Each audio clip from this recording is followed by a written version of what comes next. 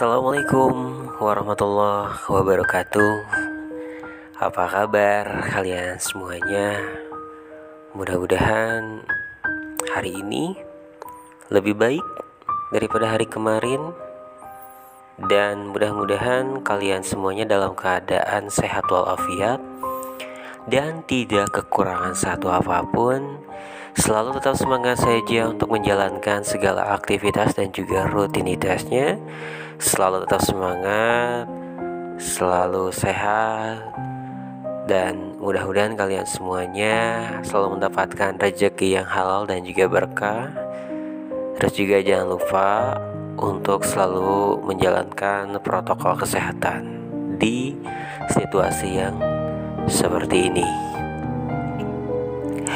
Di berbagi cerita kali ini, saya mau berbagi cerita nih sama kalian semuanya, dan saya mau curhat sama kalian. Ini banyak sekali yang nanya sama saya. Kalau banyak berarti lebih dari satu ya. Terutama teman-teman saya, tetangga saya, terus juga murid-murid saya, adik kelas saya, juga banyak yang nanya sama saya. Katanya nanya seperti ini, kok sekarang nggak syuting lagi sih? Kayak syuting yang di alam gitu. Kemarin syuting komedi, syuting sama anak-anak, kok sekarang mah nggak syuting kayak gitu lagi. Nah, baik, di sini saya mau jawab pertanyaan-pertanyaan yang datang ke saya. Pertanyaannya seperti itu. Baiklah, saya mau jawab. Dan begini, sebelum saya membangun channel ini, karena ini channel pribadi saya, email saya pribadi, video saya pribadi, dan ini saya nggak diutamakan sih saya pakai channel ini. Waktu itu saya punya channel. Jadi dulu waktu tahun 2018 yang lalu, saya membangun sebuah channel di kampung saya sendiri, dan nama channelnya adalah Anak Sekolahan. Jadi di situ saya berperan sebagai orang tua, dan di kampung saya ini saya ngajak anak-anak SD dan juga anak-anak SMP. Jadi di sini saya multi gitu ya. Jadi saya bisa berperan sebagai orang tua, sebagai kakek-kakek, sebagai nenek-nenek, juga sebagai ibu-ibu yang rempong dan lain sebagainya. Dan di channel Anak Sekolahan itu ya saya berperan juga sebagai ibu guru. Saya ngambil tempat sekolah, ngambil tempat di kampung saya sendiri, juga ngambil tempat di luar gitu. Itu cerita pendek komedi, tapi ada apa ya? Ada inspirasinya untuk bagi yang lihat atau netizen gitu ya. Nah, awalnya saya itu channel pertama saya bareng tim bareng anak-anak, juga tim sama editing, juga kameramen. Dan awalnya saya tuh nggak tertarik sih di dunia YouTuber gitu, di dunia YouTube. Tapi karena saya punya bakat, jadi alangkah baiknya bakat saya ini dituangkan ke dalam sebuah karya. Kebetulan saya punya tetangga, dia bisa edit video gitu kan. Lalu saya inisiatif, saya berperan, dan kita kerjasama gitu kan untuk membangun sebuah channel. Dan pada akhirnya kita bangun sebuah channel anak sekolahan, itu channel pertama sebetulnya sih itu. Jadi isinya tentang sama anak-anak juga gitu. Ya di situ kita bangun sampai 1000 subscriber lebih gitu kan. Sampai ya enggak lama kemudian sih, karena mungkin anak-anaknya sudah pada jenuh gitu kan. Ya kita kalau melihat anak-anak kan, anak-anak SD terutama ya, kita nggak bisa maksa sekarang syuting, besok syuting jam sekian, kita nggak bisa maksa seperti itu.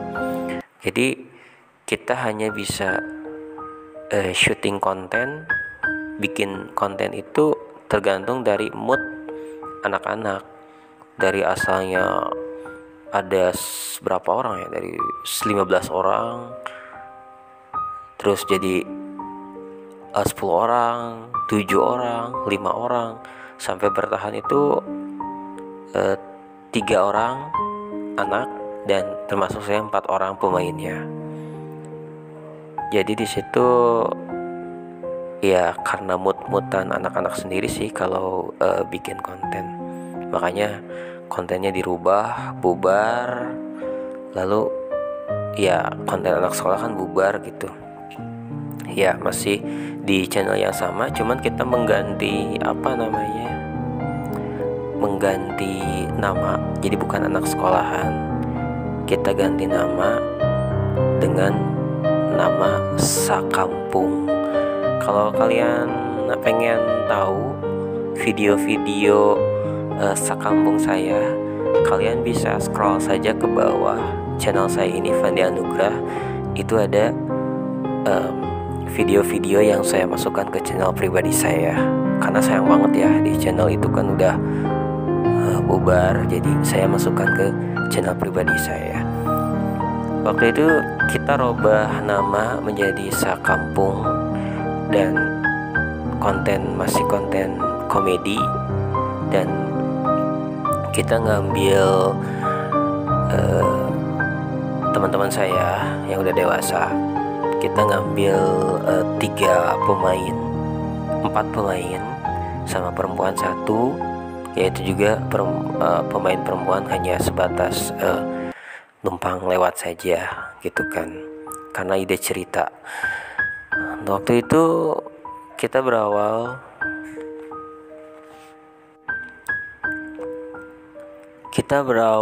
dari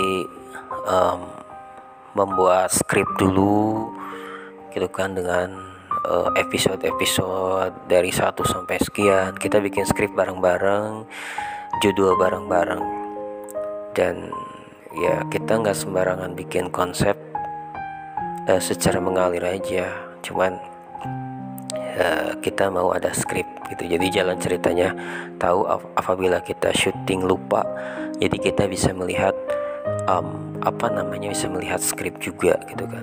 Ya itu berjalan lancar, normal. Tahun 2018 akhir kalau nggak salah, itu mulai lagi 2019 awal kita mulai konten dewasa, dan sampai kita bulan puasa juga masuk gitu kan. Itu juga sama sih awalnya. Jadi kita ada sedikit kejenuhan juga, kontennya masih gitu-gitu aja, dan kita seperti ada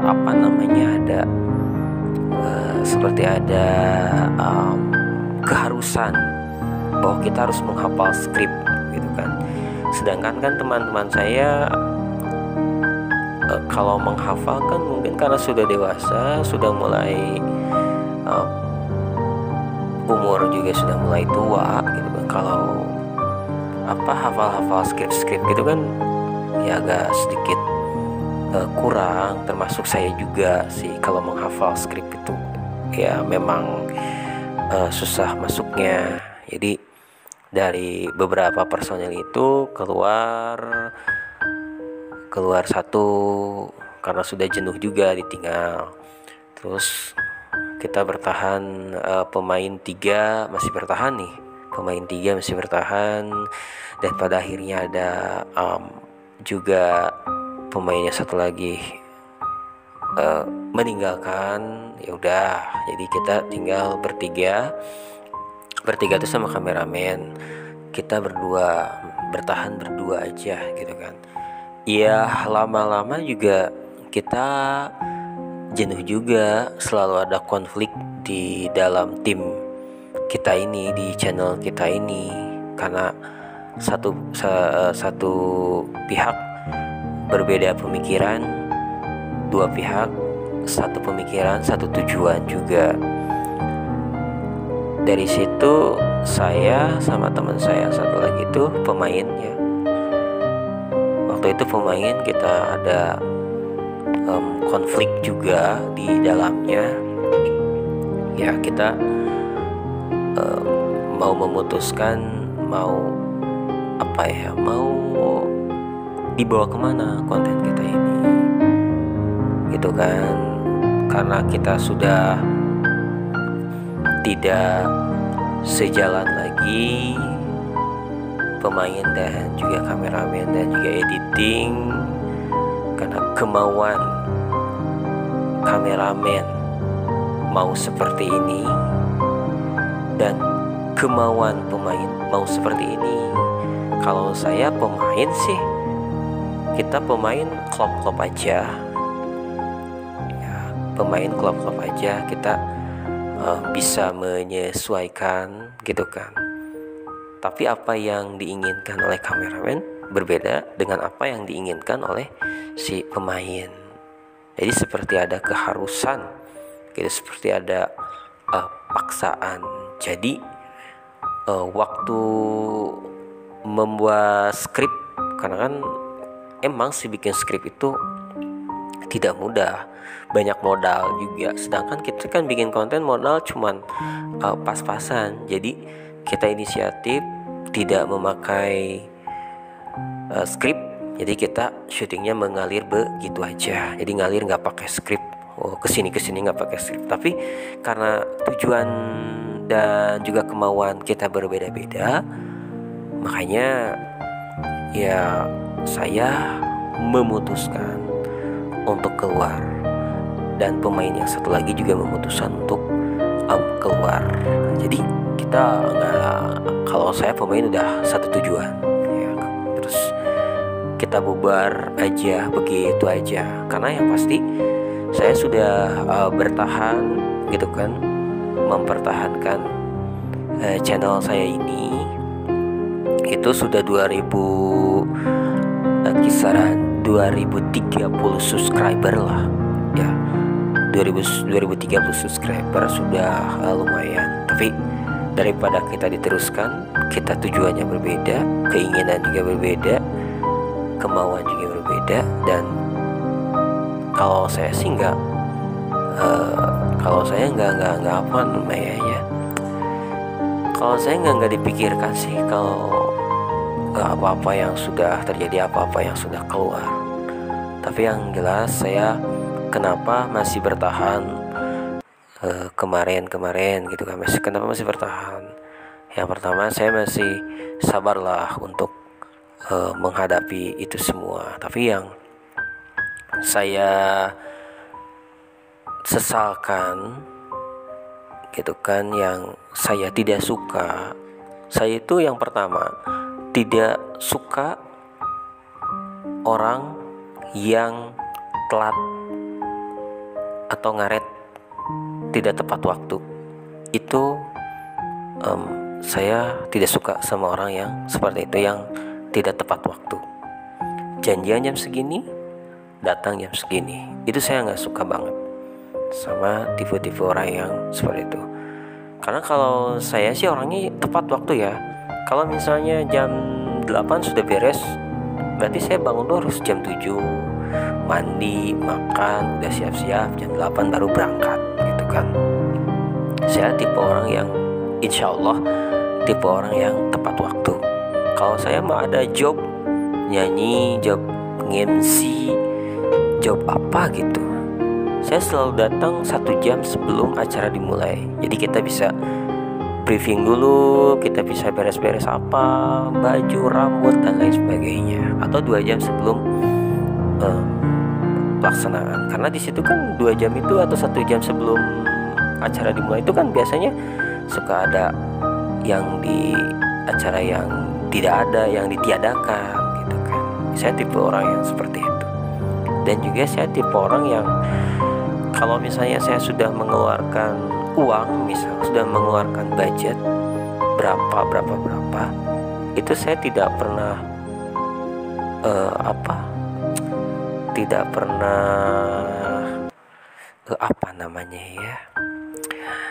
pernah dipikirkan lagi lah. Apa yang sudah keluar ya udah keluar. Jadi saya tidak memikirkan sudah rugi, enggak.